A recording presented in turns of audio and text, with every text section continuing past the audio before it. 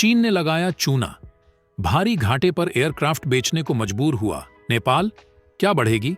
दोनों देशों में खटास, Nepal to auction China made planes. Nepal ने चीन के साथ 2012 में 2 56 सीटर MA-60 और 4 17 सीटर Y-12 एयरक्राफ्ट के लिए डील की थी। अलग अलग खेप में नेपाल को ये विमान मिल गए, लेकिन लगातार इनमें कई तरह की खराबी आती रही। इससे तंग आकर नेपाल ने इनकी नीलामी करने का फैसला कर लिया है और इसका नोटिस जारी कर दिया।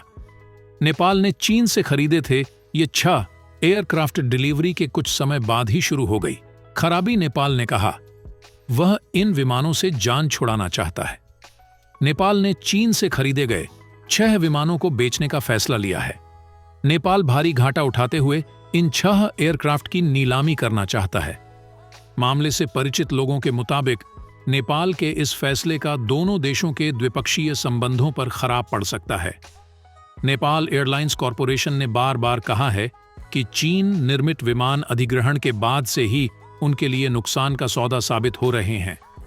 इनकी वजह से आगे होने वाले किसी संभावित नुकसान को रोकने के कॉरपोरेशन इन छुटकारा पाना चाहती है और इनकी नीलामी का फैसला लिया है।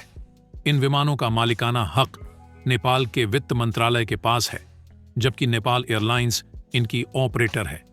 मंत्रालय ने मार्च 2021 में नेपाल एयरलाइंस को विमानों को पट्टे पर देने या बेचने के लिए हरी झंडी दे दी थी।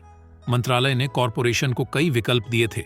इसमें निर्माताओं को उनकी मौजूदा स्थिति मूल्यांकन करके विमानों को वापस खरीदने के लिए कहना और विमानों को लंबी अवधि के लिए पट्टे पर देना शामिल है।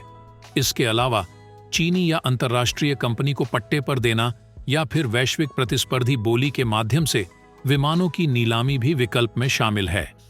मामले के परिचितों ने कहा कि ऐसा प्रतीत होता है कि अन्य विकल्प सफल नहीं हो सके और नेपाल एयरलाइंस ने आखिर में अब नीलामी नोटिस निकाला है।